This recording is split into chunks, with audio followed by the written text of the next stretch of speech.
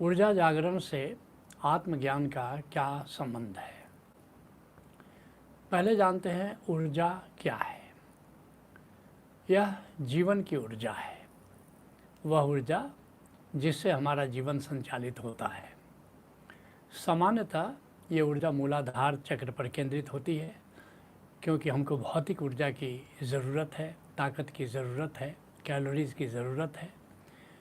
लेकिन इसके 7 आयाम हैं। जैसे हमारे 7 चक्र हैं और हर चक्र से ऊर्जा का मैनिफेस्टेशन होता है, ऊर्जा की अभिव्यक्ति होती है। उसके अनुसार इस ऊर्जा का नाम बदल जाता है। जैसे मैंने बताया मूलाधार चक्र पर है, वहाँ से इसकी भौतिक ऊर्जा के रूप में अभिव्यक्ति होती है, उसको दैहिक ऊर्जा कह सकते हैं। ऐसे ही स्वाधिष्ठान चक्र पर काम ऊर्जा, फिर मणिपुर चक्र पर आकर के प्राण ऊर्जा, फिर अनाहत चक्र पर आकर भाव ऊर्जा, और 5वें विशुद्ध चक्र पर आकर के बौद्धिक ऊर्जा, और छठे चक्र आज्ञा चक्र पर आकर संकल्प ऊर्जा, और आत्मा के तल पर सहस्रार के तल पर आत्मिक ऊर्जा में ये ऊर्जा रूपांतरित हो जाती है। अब पूछा है कि ऊर्जा जागरण के विषय में, तो जानते हैं कि ऊर्जा जागरण क्या है।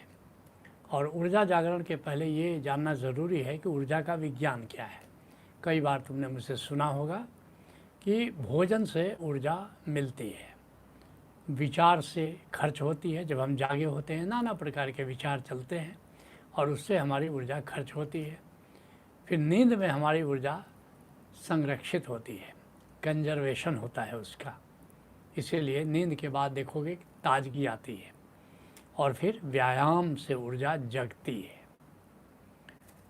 और ध्यान से ऊर्जा चढ़ती है।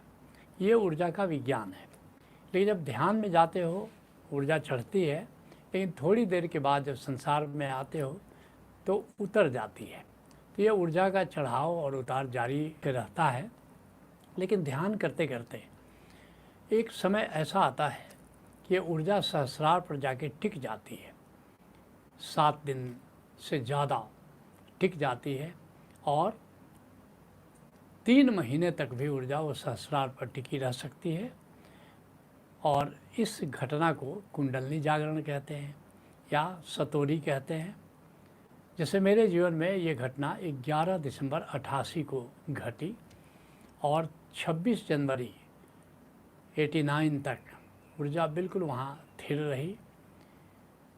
लेकिन उस समय कोई बताने वाला नहीं था कि सतोरी के इस काल में मुझे कैसे रहना है, कैसे व्यवहार करना है, कैसे आचार करना है।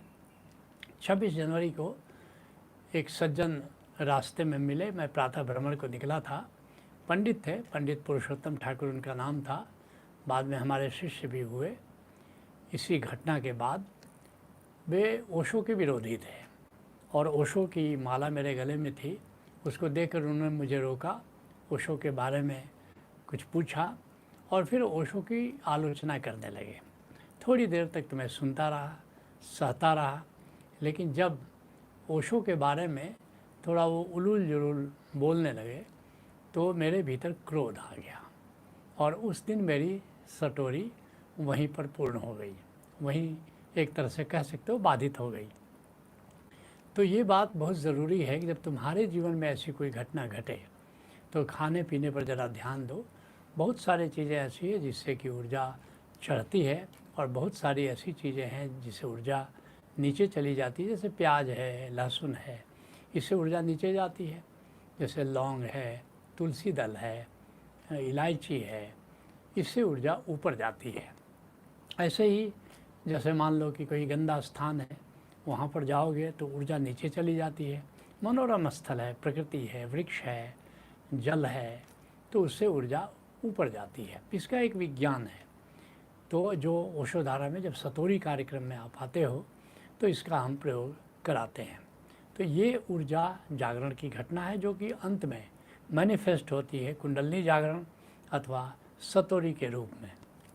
अब पूछा है कि ऊर्जा जागरण से आत्मज्ञान का क्या संबंध है। तो पहले तो हम ये जानें कि आत्मा क्या है। आत्मा को जानने के लिए ज़रूरी है कि हम अपने भीतर निराकार को जानें। जैसे आप ओशोधारा में आते हो, आपको ध्यान कराया जाता है, ध्यान का विज्ञान दिया जाता है, निराकार से परिचित कराया जाता है। जब भीतर आंख बंद करते हो तो शून्यता दिखाई पड़ती है, उसको निराकार कहते हैं। और फिर धीरे धीरे जब परिचय बढ़ने लगता है तो उस निराकार में गहराई दिखने लगती है, उसको अंतराकाश कहते हैं। संतों ने बहुत सारे नाम दिए हैं, मानसरोवर कहा है, अमरपुर कहा है, बैकुंठ कहा है, बहुत अनेक अनेक नाम है, लेकिन ओशो मुख्य रूप से उसको अंतराकाश, इनर स्पेस कहना पसंद करते हैं। इसको घटाकाश संतों ने कहा है। तो उस घटाकाश से परिचित होना है, और जब घटाकाश से परिचय होने लगता है तो तुम देखते हो कि घटाकाश में तो बड़ा खजाना है। वह घटाकाश नाद से गूंज रहा है, नूर से जगमगा रहा है, और नाना प्रकार के आयाम उस घटाकाश में अनुभूत होने लगते हैं। लेकिन ये सारे आयामों को मुख्य रूप से हम 3 भाग में बांट सकते हैं। वे 3 भाग क्या हैं? कुछ ज्ञेय है, जानने योग्य है, गुण की तरह प्रकट होते हैं। फिर ज्ञाता है, अर्थात कुछ जानने वाला कौन है। और फिर ज्ञान है, आत्मा का पूरा ज्ञान होता है कि ज्ञेय क्या है, ज्ञाता क्या है, उसके साथ मेरा क्या संबंध है। तो ज्ञेय क्या है, किसको हम ज्ञेय कह रहे हैं, किसको हम नोएबल कह रहे हैं। जैसे ये निराकार है, अंतराकाश है, इसको हम जान रहे हैं तो ये ज्ञेय है। उसी तरह से दिव्य नाद है, अनाहत नाद, जिसकी झनकार उस घटाकाश में हो रही है, तो यह भी ज्ञेय है। ऐसे ही वहाँ नूर जगमगा रहा है, आलोक जगमगा रहा है, तो दिव्य नूर या दिव्य आलोक भी ज्ञेय है। ऐसे ही वहाँ दिव्य अमृत है, अपनी शाश्वतता को, उस अंतराकाश की शाश्वतता को हम जानते हैं, और वो अमृत है। उसी तरह से वहाँ उमंग है, नित नूतन है, नूतनता है, ताजगी है, वह दिव्य उमंग है। ऐसे ही वहाँ पर दिव्य गंध है, दिव्य खुमारी है, दिव्य मंगल है, दिव्य आनंद है, और दिव्य प्रेम है। तो ये सारे तत्व ये जानने योग्य हैं, नोएबल हैं, अनुभूति में आते हैं, अनुभव में आते हैं, और इनको ज्ञेय कहा जाता है। और फिर ये जो सारे तत्व हैं, अब जैसे नाद सुनाई दे रहा है मगर कान नहीं सुन सकते, फिर कौन सुन रहा है। ऐसे नूर है, आलोक है, ये हमारी भौतिक आँखें उसको नहीं देख सकती, फिर कौन देख रहा है? वह जो सुनने वाला है दिव्यनाद का, वह जो देखने वाला है दिव्य आलोक का, उसी को हम ज्ञाता कहते हैं। और वही वो ज्ञाता का दिव्य चैतन्य है। आत्मा क्या आवश्यक अंग है, जैसे नाद है, नूर है, अमृत है, उमंग है, मंगल है, प्रेम है, आनंद है, वैसे ही उसके भीतर दिव्य चैतन्य, जैसा हमारा शरीर है, नाना प्रकार के अंग हैं। इन अंगों को, हमारा हाथ है, हमारा पैर है, ये कौन देख रहा है? ये आँखें देख रही हैं। तो इसी शरीर में आँख भी हैं और विभिन्न अंग भी हैं। तो आँख ज्ञाता के रूप में है और बाकी अंग ज्ञेय के रूप में है। ऐसे ही हमारी आत्मा में एक मल्टीपल प्रेजेंस है। जैसे किसी कमरे में जाओ, वहाँ प्रकाश भी है, वहाँ ध्वनि भी है, बहुत से लोग बैठे भी हैं, मल्टीपल प्रेजेंस है, लेकिन जानने वाले तुम हो।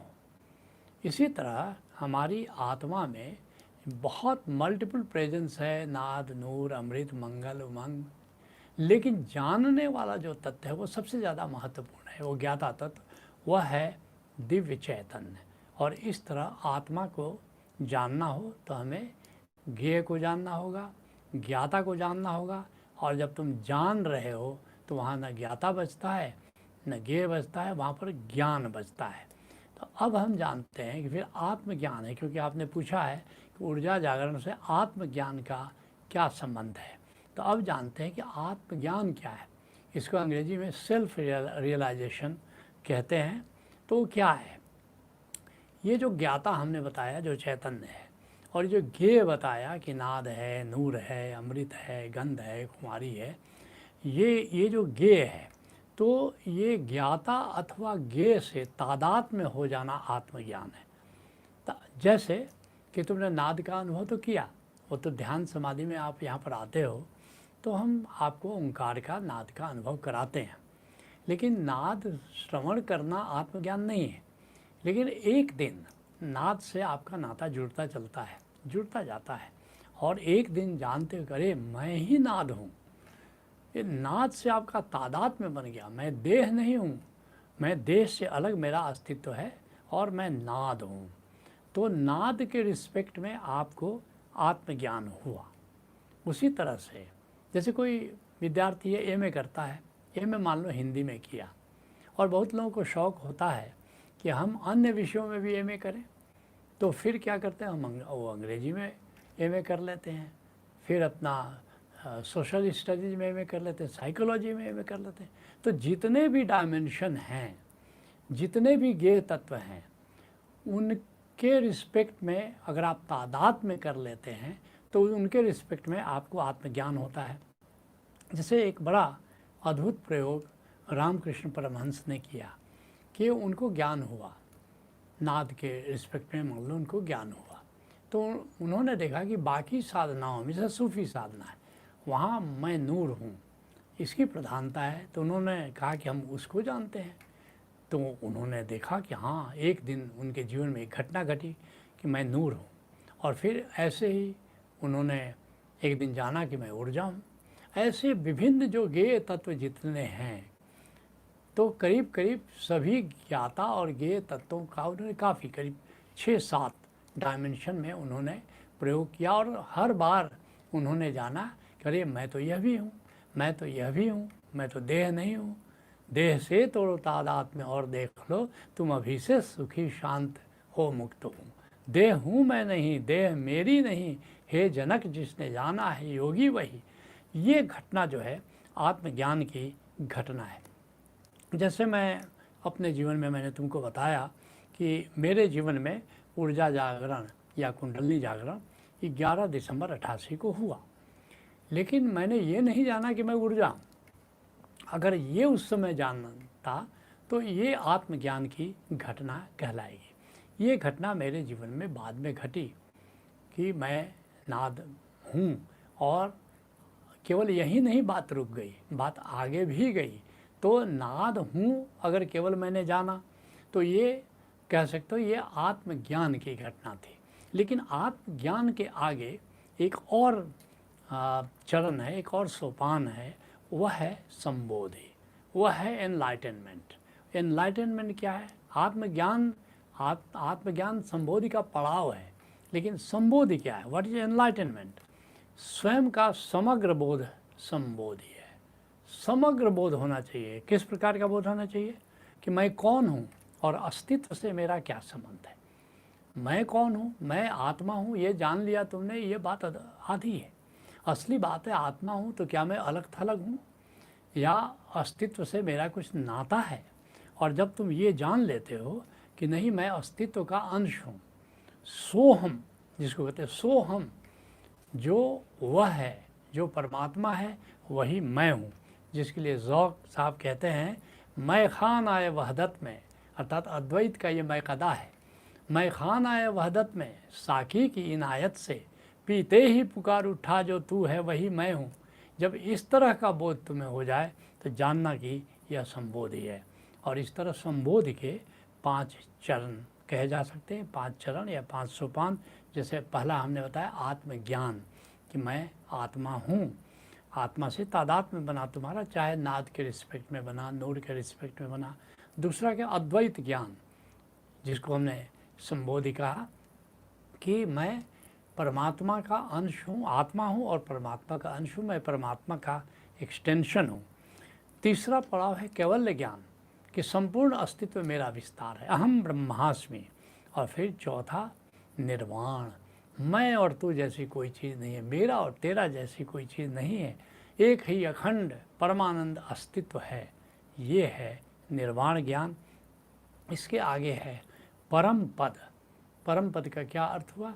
ये सारा निराकार, अब तक निराकार की बात थी, लेकिन ये सारा अस्तित्व चाहे निराकार हो कि आकार हो, ईशावास्य इदम सर्वम यत् किंचित जगत त्यान जगत, कि ये संपूर्ण अस्तित्व ईशमय है, ईश्वर ही है। यहाँ तक कि थोड़ा बहुत जो आकार है यह भी ईश्वर है, यह अगर बोध हो जाए तो इसका नाम है परम पद। तो इस तरह से ऊर्जा जागरण और आत्मज्ञान का ये अंतर संबंध है। नॉलेज।